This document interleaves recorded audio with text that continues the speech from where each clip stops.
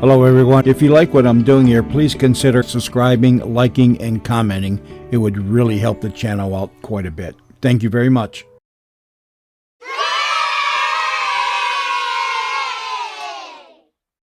Wrigley's Spearmint Gum is your standard of quality for complete chewing satisfaction. I'm back in the saddle again, out where a friend is a friend, where the long-horned cattle flow down the lowly glen.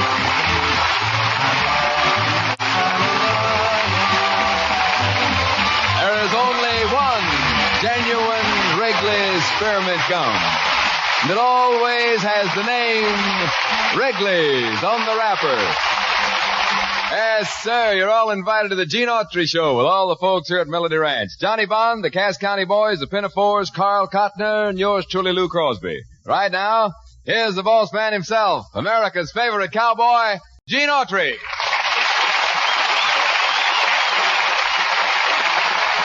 Well, thank you very much, Lou, and howdy, folks. Yes, sir, it's nice to have you all here with us this Sunday, and we hope that you'll be glad you came. And right now, I'd like to start things off on a musical note. So, boys, how about I Hate to Say Goodbye to the Prairie, huh? All my life I've lived beneath that dear old western sky, never a care to worry me. Now at last the time has come and I must say goodbye.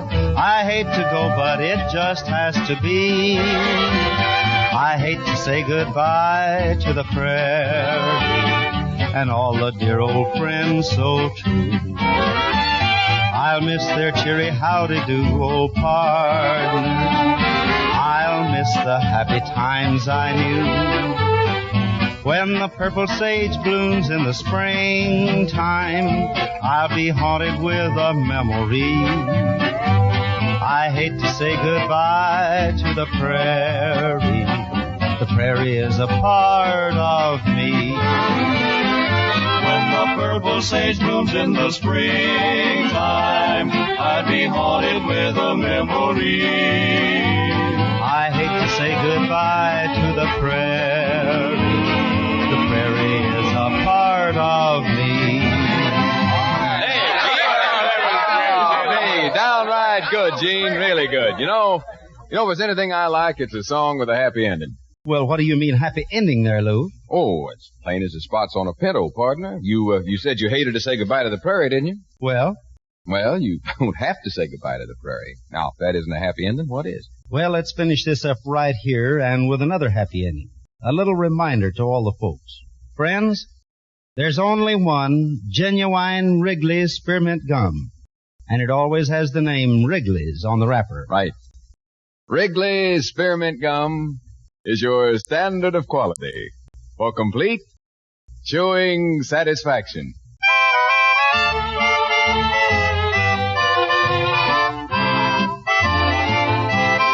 Every little breeze is sighing of love undying at sundown.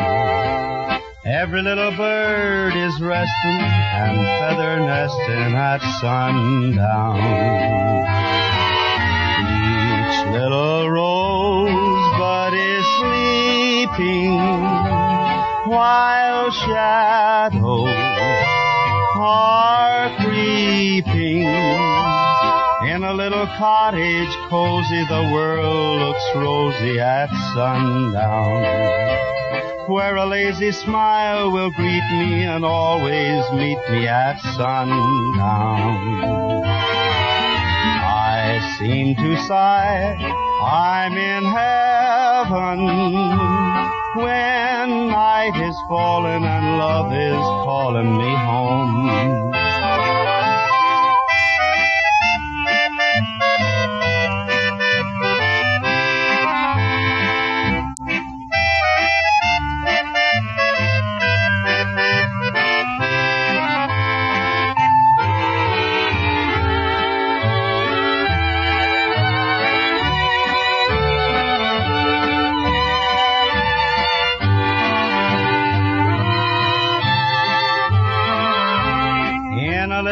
cottage cozy, the world seems rosy at sundown, where a lazy smile will greet me and always meet me at sundown.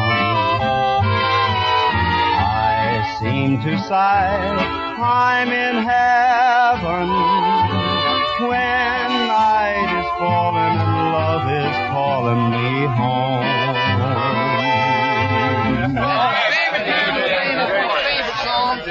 All right, old pal, you sung your song. Now why don't you sit down? Let me take over. Now, just a minute over there, my slim little chum. What do you mean you'll take over? Just what I said. The folks has finished their soup. Now they're ready for the meat and potatoes. And ham, brother. Yes, that too. Well, I have come prepared, I'll have you know. I have here a poem I should choose to read. A poem. Who wrote it? Rudyard Bond. Rudyard Bond. You mean Rudyard Kipling, don't you? Who's Rudyard Kipling? I never heard of him. You mean to tell me that you've never heard of Gunga Din? Gunga who? Gunga Din. Seems to me I've heard that name Summers.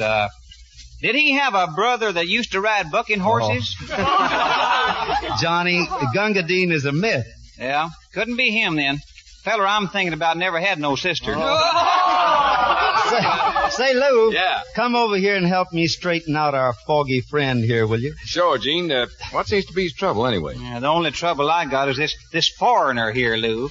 I said I wrote a poem, and the next thing I knowed, he's talking about some gal by the name of Gunga somebody. Oh, you mean Gunga Din?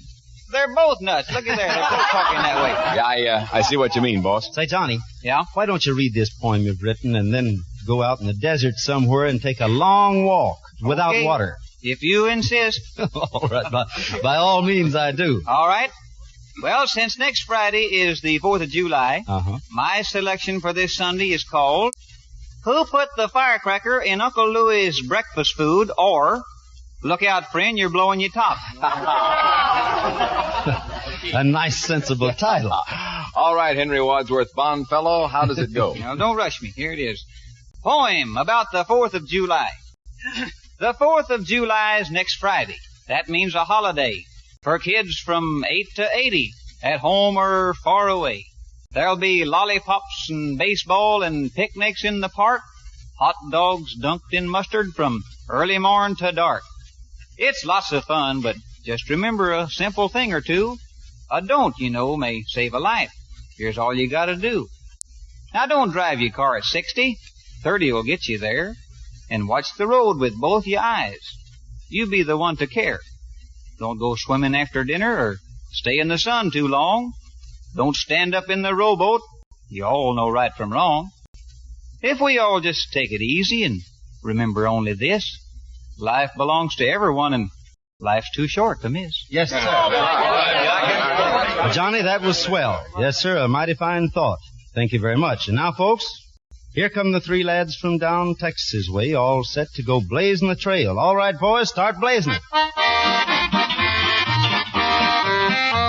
I'm blazing the trail to my home. Never no more will I roam. I'll never rest till I reach the golden west. I'm blazing the trail to my home. My bronc knows where I'm heading for, to meet up with my gal once more. Can't wait till I see the sun up in the sky. I'm blazing the trail to my home. Giddy up, ride on cowboy ride. Yippee-yay, yippee-yay, on to the great divide. I'm blazing the trail to my home. Never no more will I roam. Give me the range where a friend will never change. I'm blazing the trail to my home.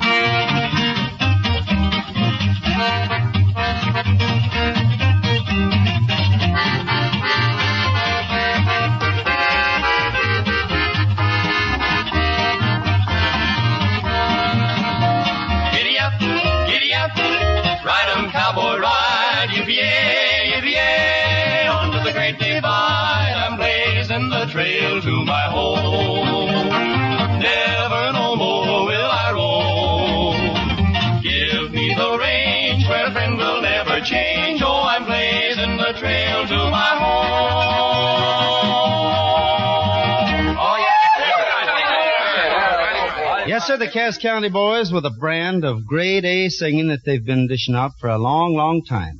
And now, folks, if you don't mind, I'd like to sing a song that's been at the top of the Western Hit Parade for a long, long time, too. You asked for it, so here it is. Come sit by my side, little darling. Come lay your cool hand on my brow. Promise me that you will never be nobody's darling but mine. Nobody's darling but mine, love. Be honest, be faithful, be kind. Promise me that you will never be nobody's darling but mine. You're as sweet as the flowers of springtime. You're as pure as the dew from the rose. But I'd rather be somebody's darling than a poor boy that nobody knows. Goodbye, goodbye, little darling. I'm leaving this whole world behind. Promise me that you will never be nobody's darling but mine. Wonderful, Gene, wonderful. It's a real old favorite. Now, partner, comes sort of time for you to unwind over there and let go with another of your stories of the West, you know. Well, that's right, Lou. And today I have one I think all the folks are going to like. I call it The Devil's Saint. Well, that's a mighty potent title there, partner, but just what or who is the Devil's Saint, anyway? Well, Lou, the Devil's Saint was the roughest bucking horse that ever lived. They called him Skyball Paint. And take my word for it, there never has been and there never will be another like him. So just settle back and, as you say, I'll unwind. Old Skyball Paint was a devil's saint. His eyes were a fiery red. Good men have tried this horse to ride, and most of them are dead. Now I won't brag, but I rode this nag till his blood began to boil. Then I hit the ground and ate 3 pounds of good old western soil, singing hi-ho, hoopty-tie-o. Well, sir, to begin my story, the first meeting with old Skyball Paint was at the Carterville Rodeo, close on to 8 years ago. I was working for Jim Slater of the Bar S Ranch at that time. We had just finished the fall roundup, and with the rodeo only a week off, most of the boys had their eyes peeled for that prize money. And I reckon I was no exception. Well, one evening, right after supper, Jim called us all over to the ranch house.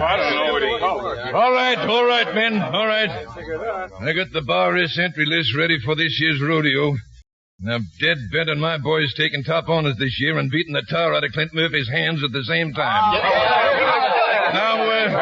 Now, according to the Carterville Rodeo Committee, each ranch in this section can enter 1 man in each event. So, here's the way I doped it out.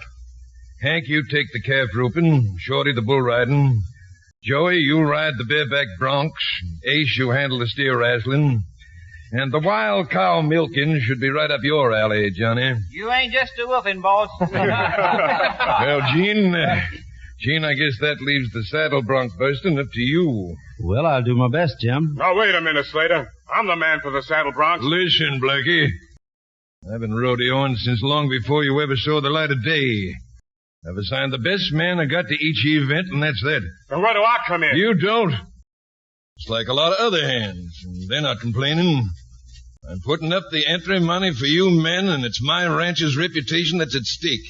It'll be all right with me, Jim, if you want to let Blackie ride. After all, he's worked here longer than I have. Well, that ain't the idea, Gene, and Blackie knows it. All right, you men. Have a week to get yourselves ready for the events. So make the most of it.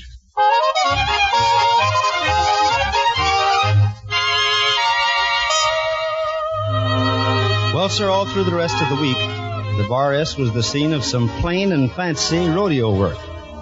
For winning top honors at the Carterville Rodeo was something every ranch in the country was after. When the big day arrived, every Bar S contestant was in mighty good form. How about it, Gene?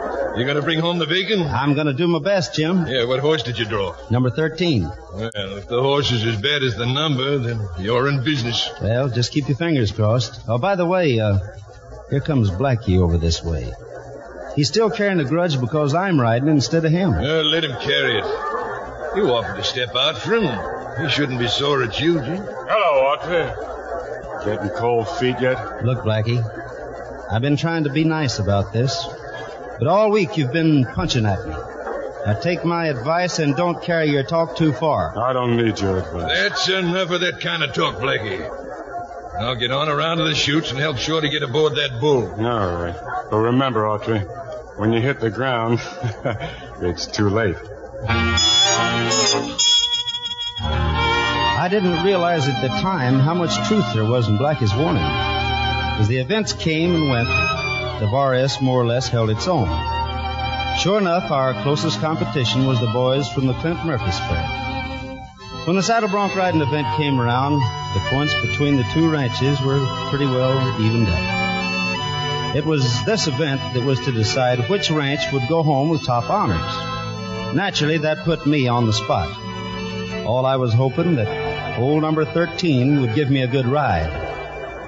All right, Gene. I'm counting on you. Yeah, if I can imagine come through here for you, Jim, we'll be on top of the heap. And I'll walk right over and laugh right in Clint Murphy's face. Yeah, and I'll stay around and laugh in your face, Autry. I told you once to take it easy, Blackie.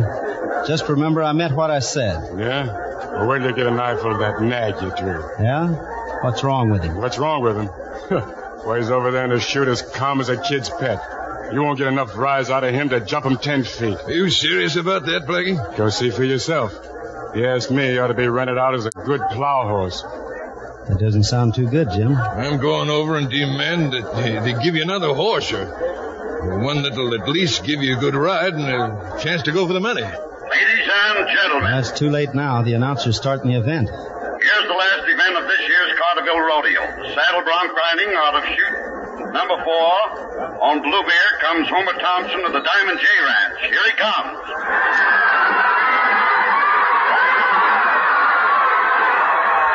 Well, Homer Thompson made a darn good ride and stayed on for the limit. Then came Clint Murphy's entry, Bill Ketting. And when the chute swung open, Bill came out spurring for all he was worth. There was no doubt about it. He'd made a ride and on a mean bronc and was going to be hard to beat. With only 2 more riders before my turn, I went around to my chute to find out just how much truth there was in Blackie's statement about the horse I'd drawn, number 13.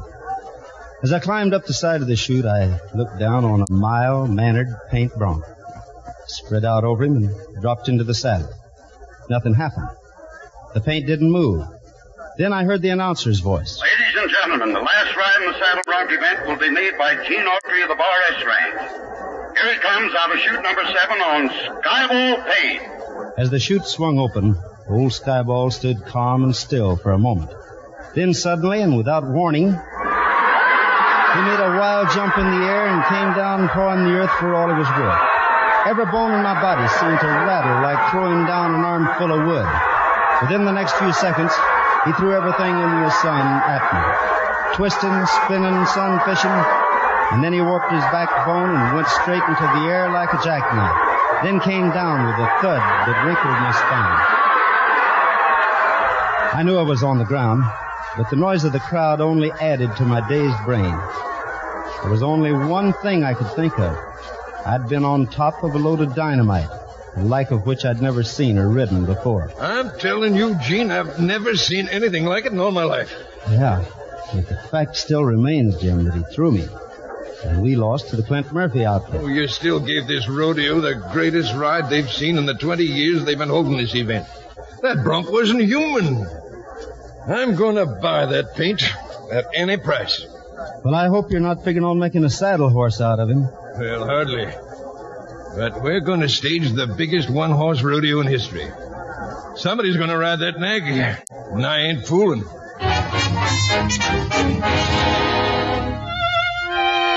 When word got around that Jim Slater bought skyball paint and was offering a big cash prize to the cowboy that stayed on him the longest, things began to happen. It was on the following Saturday at the Bar S that the first big ride was to take place. Cowboys from all over came each week to compete for the money. The man that stayed on the paint the longest was to be declared the winner of the Slater purse and be given the bronc to boot. Well, Gene, are the boys about ready to try it? Yeah, I reckon so, Jim. But I'm afraid some of them will back out after they see what the paint does. Yeah, that's their privilege. All right, boss. We got the saddle on him. Good, Hank. Who's the first man up? Slim Bryan drew first mount. Well, then tell him to climb on. And be sure the pickup men are ready to catch him.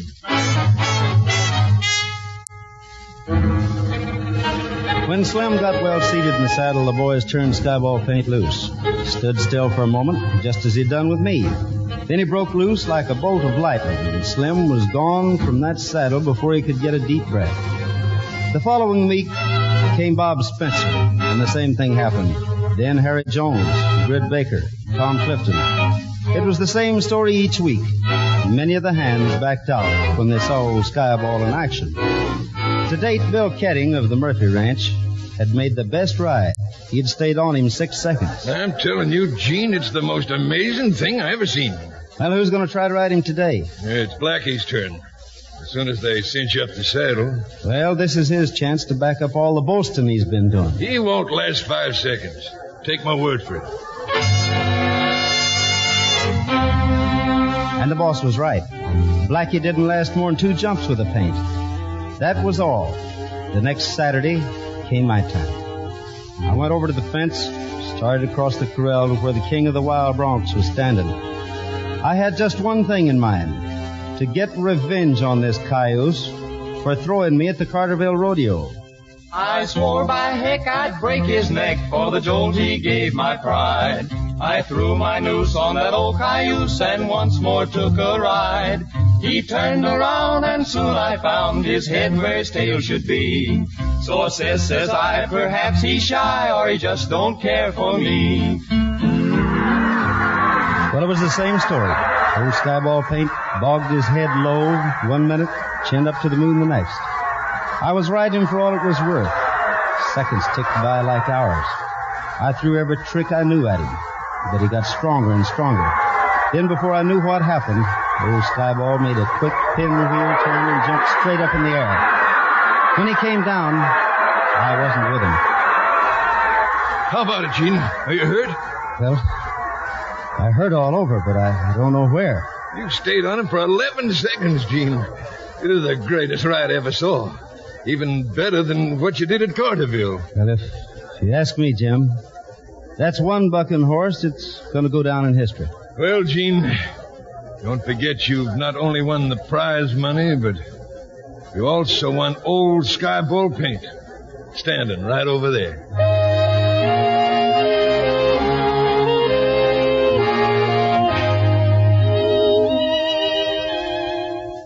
Well, I needed the money, but old Skyball Paint was something I didn't know how to use. This horse that couldn't be ridden was a killer, and I knew that no man was going to ride him until he got so old he couldn't pitch anymore. Well, I reckon that's just about all of my story. But for a long time after, folks came from all over the country to see this now famous paint. Looking at him, people wouldn't believe that such a mild-mannered animal could warrant such a reputation. But no one had the nerve to climb aboard just to prove their point. Oh, yes, there's one more little chapter to this story, too. In town one day I chanced to stray upon old Sheriff Jim.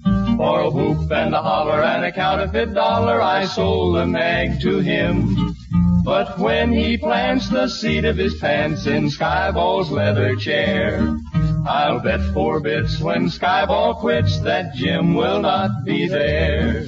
Singing hi-ho, movie-hi-yo, ride him high and down you go, sons of a western soil.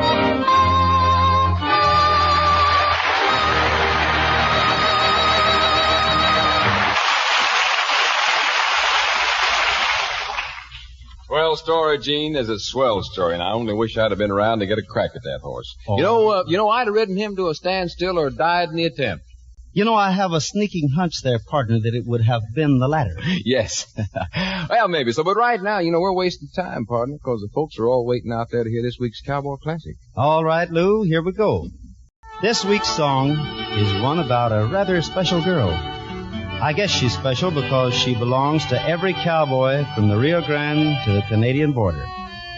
They've never seen her, but they've done an awful lot of dreaming. So if the boys and girls will join me, here it is.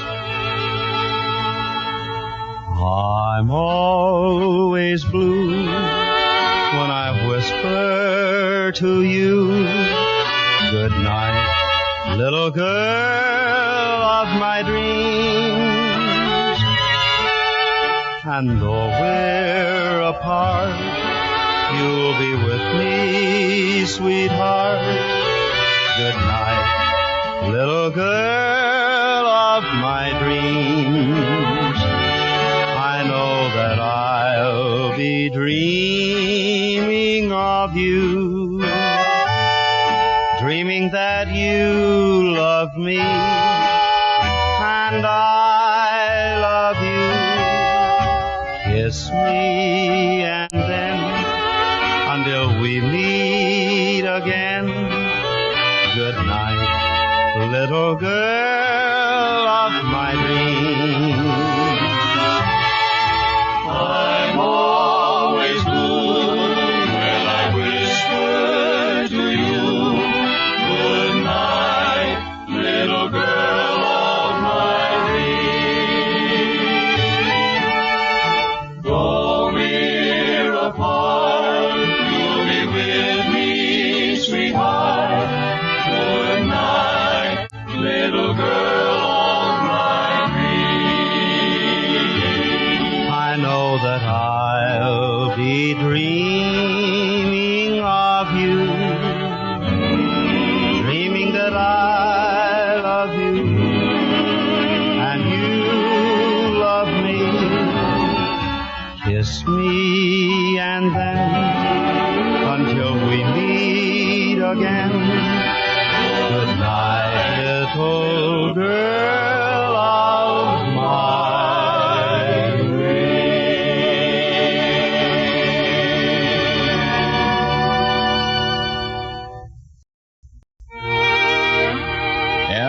Yeah, you were right when you said that song was about a rather special girl, Gene.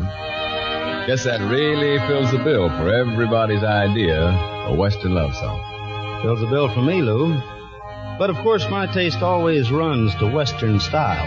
And I'd call it good taste. To my way of thinking, when you say a thing's Western, you're saying it's good. That's your standard of quality, huh? Yeah, and here's another. Folks, Wrigley's Spearmint Gum is your standard of quality. For complete chewing satisfaction. Yes, you're right, Lou. There's only one genuine Wrigley's Spearmint Gum, and it always has the name Wrigley's on the wrapper. Good night, little girl of my dreams.